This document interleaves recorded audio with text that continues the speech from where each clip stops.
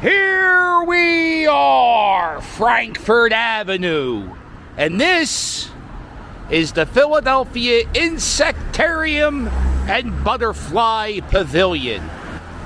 Used to be, I think it was called Steve's Bugs Museum.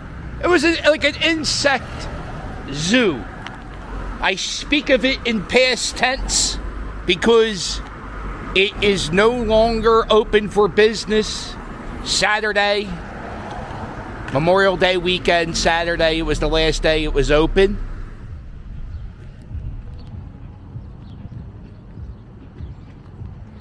There it is.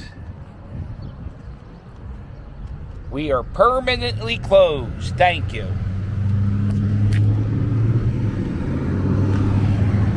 Now, don't go right in book reports, but from what I remember, in the 90s, this place was owned by a place called Bugs Off. It was like an exterminator.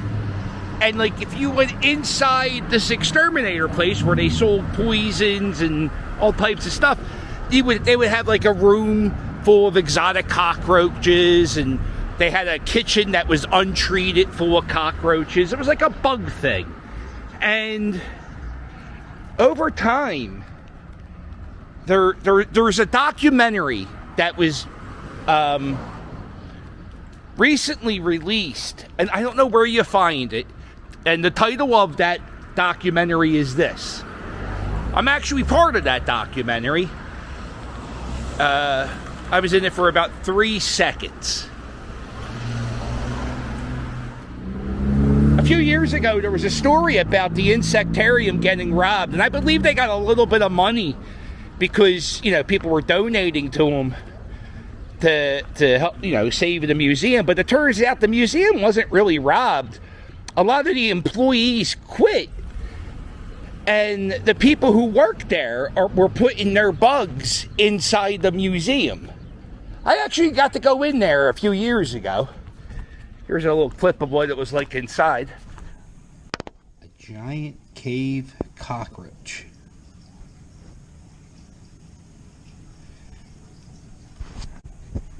Here's some more.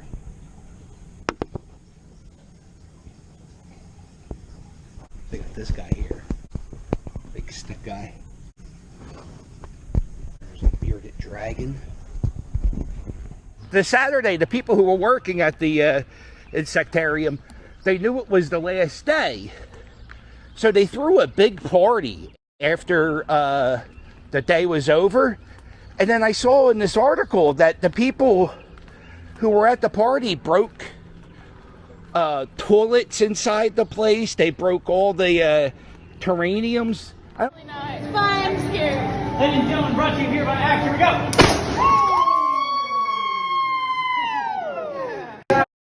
I found that the bugs, a lot of them were rescued. They were sent to a bug rescue, are going to be taken care of. That's just me talking to a neighbor. I don't know how accurate that is. It's pretty interesting if you think about what Frankford Avenue used to be. This is an old-time theater. It's now a Dollar General with a vacant Boston Market. But look at the architecture. And then check out the... this is the Bug Museum, and this used to be an American Legion. It's a pretty amazing looking building. All up and down Frankford Ave, they have these statues.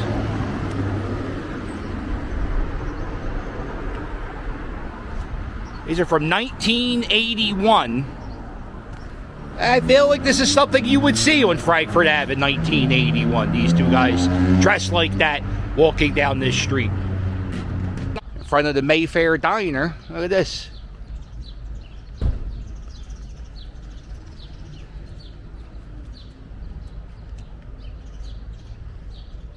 This is from Who's in Charge, 1991. I remember in 1991, this belt, seriously, this belt was all the rage. Guys need to put some sunblock on. I gotta come back and try this on Frankford Ave. There's a new spot It's a chopped cheese. That's not a cheesesteak. It's kind of like a hamburger chopped up in a roll. It's really good. It's more of a New York thing, but they got the chopped cheese in the Mayfair section. This is called the Butcher Boys Delicatessen and Catering. But this just looks like, it just looks like the 50s. Every store looked like this with the awning. Now today's Thursday. Oh, it's not a good sign when there's no lunch meat in the deli case. Here we are at the Roosevelt Mall. There it is, the old way out. I just realized what they're doing. A lot of the strip malls in this area, they do this thing where they try to modernize it, and they give it like this. It looks like an Apple store. It's the best way to say it. And the strip mall kind of loses its personality. In fact, this section of the mall used to be like a bunch of military recruiting stations. There was a pizza restaurant. And, uh-oh. All gone.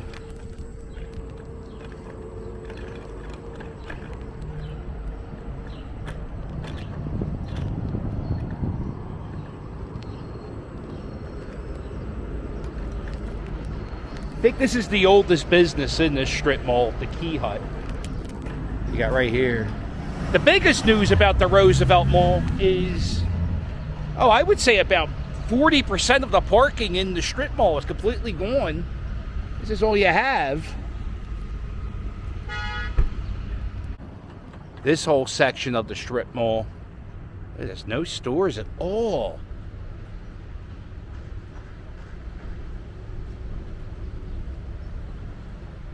All the signs are taken down from what stores were there.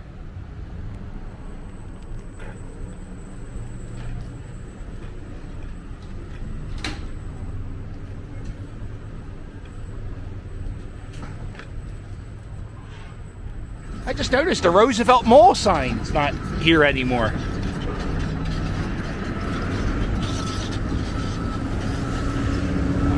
Looks like they have a little bit of banner. They have a banner. I guess Brexmore. They own the property. They're like the mall owner. And this is what it's going to look like. Oh, it's so bland. So bland. Just like every other mall.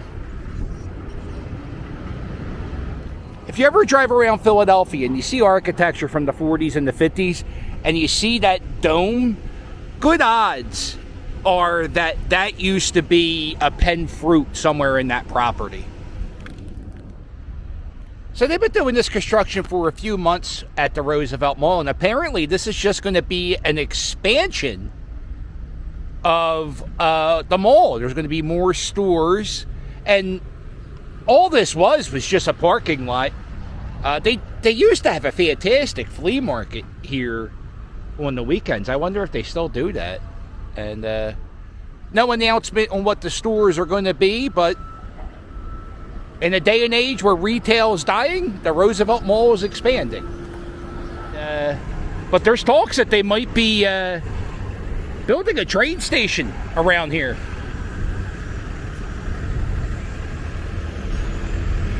And this tells you, this is at the bus stop. This is pretty cool.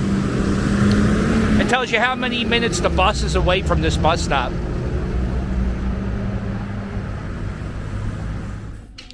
I got 2 or 3 postcards I got to mail from Patreon that I had to get stamps for. This month, if you're a Patreon member, keep an eye out. One-of-a-kind artwork on your postcard. Me riding a scooter. Me laying on the beach. Me and Kevin at the baseball game. Here we are. Summer. Let's go. So this is Jollibee. It's a Filipino restaurant that's expanding all across the United States. They opened a few months ago. Line was way too long for my liking. Today there was no line, so I figured I'd try it.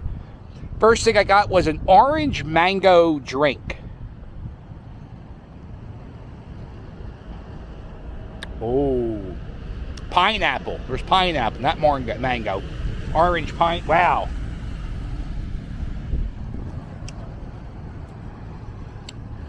Wow, That's really good. It's very sweet. Pineapple overpowers anything. Pineapple is the most powerful substance in food. I got the spicy chicken sandwich. It was $5.99. I just got the way they serve it. No ketchup, no nothing else.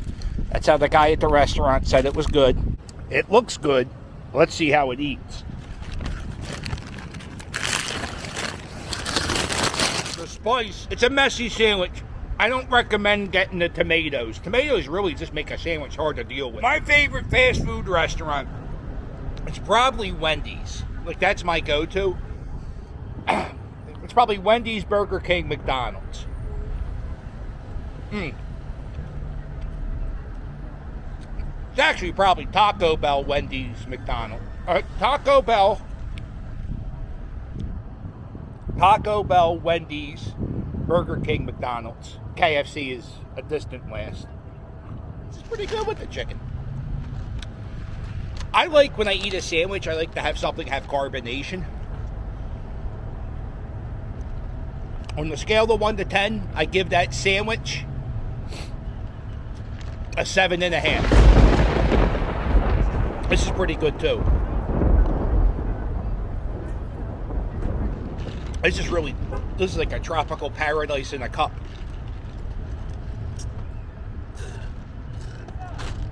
Man, is that good.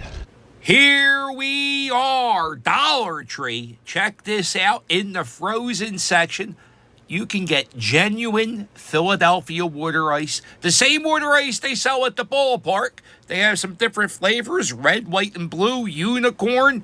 They even have the classic Philadelphia lemon. Now, here's my tip. If you buy a cup of water ice, let it sit out on the counter for like 10 minutes, and you get that Philly flavor. I can't tell you how much I hate that.